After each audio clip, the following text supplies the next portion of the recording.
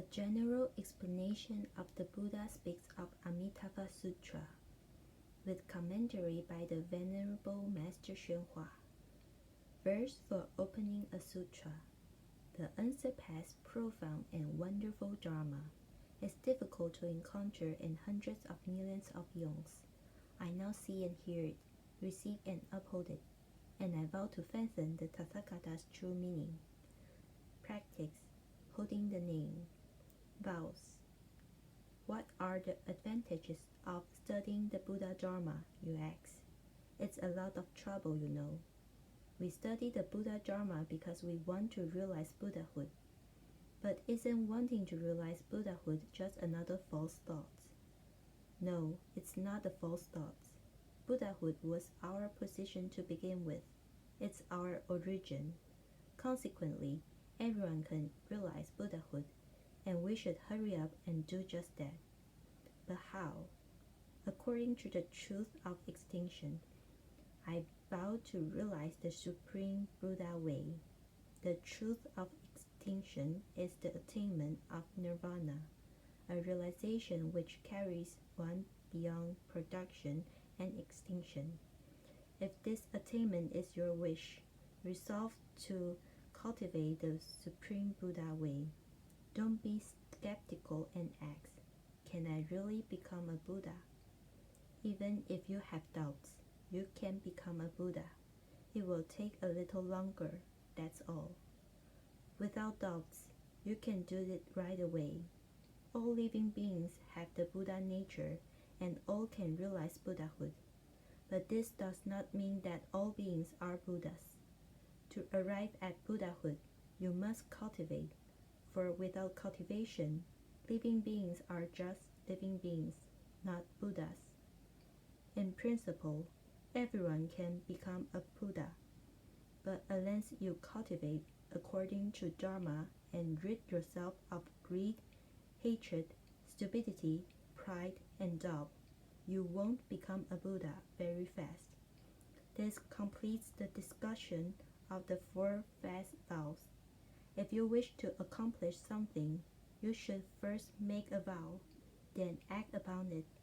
In this way, you will naturally attain your aim. This principle is illustrated by the following story. Once, Shakyamuni Buddha and his disciple Mandukariyana went with a large gathering of followers to another county to convert living beings. When the citizens saw the Buddha, they shut their doors and ignored him.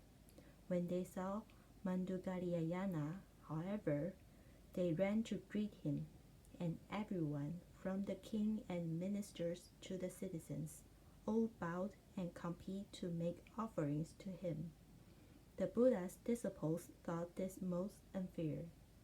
"World honored one," they said, "your virtuous conduct is so lofty.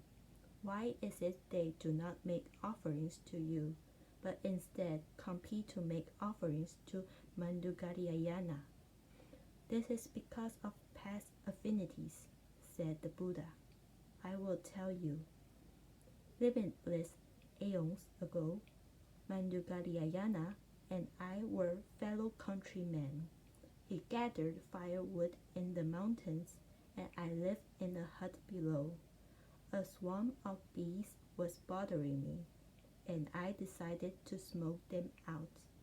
But Mandukariyana refused to help, even though they stung him until his hands were swollen and painful.